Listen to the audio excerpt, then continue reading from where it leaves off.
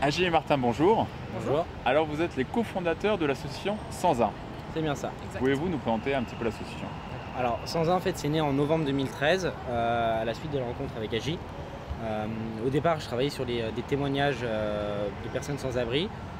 Je ne savais pas vraiment les rédiger et Agi, elle, faisait un travail sur les personnes sans abri, sur la solitude. Donc on s'est contacté, on a dit qu'est-ce qu'on peut faire. Je faisais des témoignages, elle faisait de la photo, donc on s'est dit bon, on va lier les témoignages à la photo en utilisant les réseaux sociaux pour permettre de sensibiliser les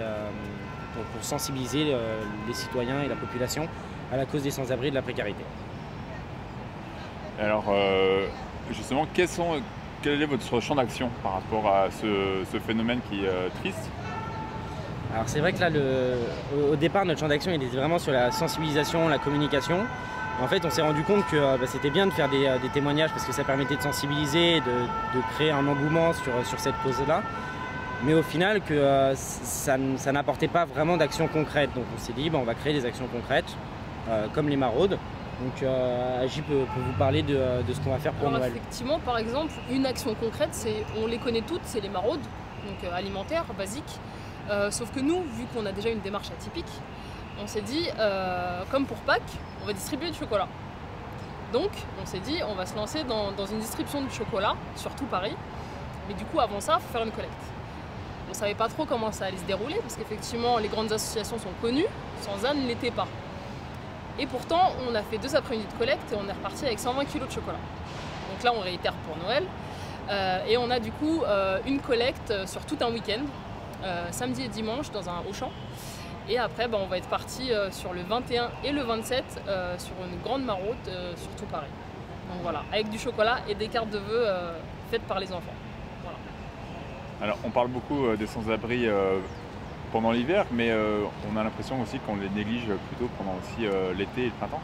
Alors, il n'y a pas longtemps, on était au CIGEF, donc à Genève, et une personne nous disait mais qu'est-ce que vous allez faire pendant l'hiver pour ces personnes-là? Ça commence à me choquer parce qu'en fait on est plus sensible au froid parce que c'est désagréable, alors que la chaleur c'est quand même c'est plus joyeux, on est tous en short, on peut manger des glaces, voilà.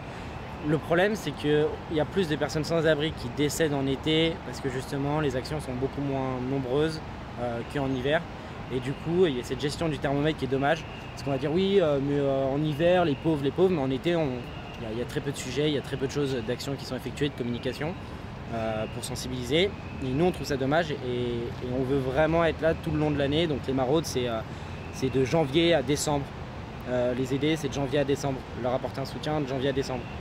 On n'est pas dans la démarche de l'urgence, on veut créer quelque chose de pérenne, permettre de sensibiliser en expliquant les différences, par exemple faire un reportage sur les différences entre l'été et l'hiver pour les personnes sans abri.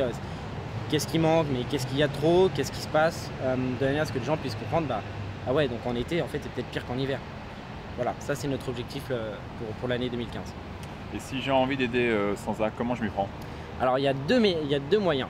Il y a le moyen bénévole, c'est-à-dire venir participer à nos actions. On accède à toutes les compétences puisqu'on a plusieurs pôles au sein de Sans Un. Il va y avoir le pôle média, le pôle communication, le pôle juridique, le pôle maraude, le pôle culture. Donc on a énormément de choses de manière à ce que ça puisse correspondre à chacun. Et comme on est dans une démarche participative, toutes les idées sont bonnes à prendre. On est en train de créer plein d'outils de manière à ce que les bénévoles puissent s'exprimer, dire voilà, ce serait bien de faire ci, ce serait bien de faire ça. Sinon il y a l'autre méthode, c'est les moyens financiers ou matériels. Et comment vous contacter? Alors, vous pouvez aller sur notre site internet www.sans-a.org. Sur Facebook, c'est Sans A. Sur Twitter, c'est SNS__A. Et vous pourrez trouver toutes les informations, tous les événements qu'on réalise, toutes les actions, même discuter avec nous parce qu'on adore discuter avec les gens, puisqu'on crée des liens. Voilà. Martin, merci beaucoup. Je vous en prie. Merci.